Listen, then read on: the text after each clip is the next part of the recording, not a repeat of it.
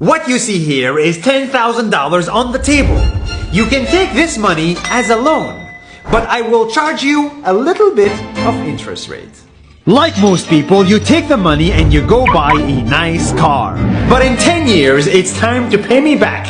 And because of interest rates, now you owe me $20,000 and not 10. You will say, I don't have money to give you. And if you don't, I take your car and a piece of your house. Damn. This is how debt works. And after 3 years of traveling the world, I noticed that this is exactly what China is doing. For example, take the small island nation of Sri Lanka. This developing country needs money and China has a lot of it. So Sri Lanka took billions of dollars in Chinese loans. It was easy money just there to be taken. And with that, they built skyscrapers, highways, airports, and shipping ports. The country grew and prospered.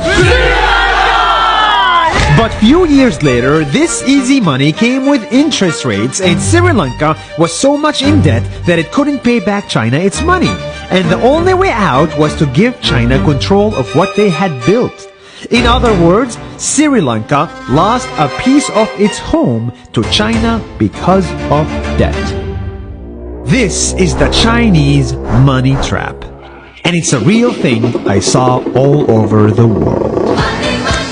In Papua New Guinea, I saw $2 billion in loans given by the Chinese to build skyscrapers, infrastructures, and ports. But there is no way this remote developing country can pay it back or its interest rate, and the only way out is to give China control of the country. In the Maldives, Pakistan, Malaysia, Laos, Kazakhstan, Mongolia, Egypt, Kenya, and South Africa,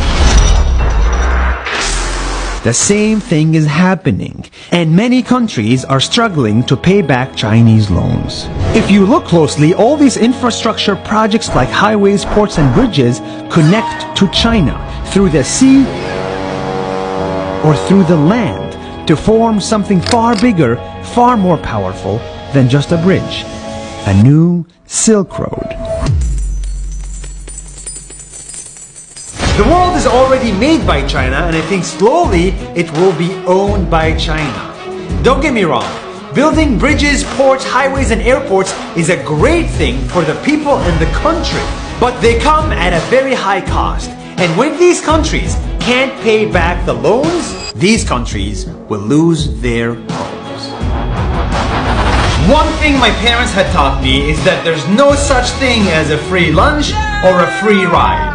So if we're not careful with our money or other people's money, then we better start learning Chinese. 下周见。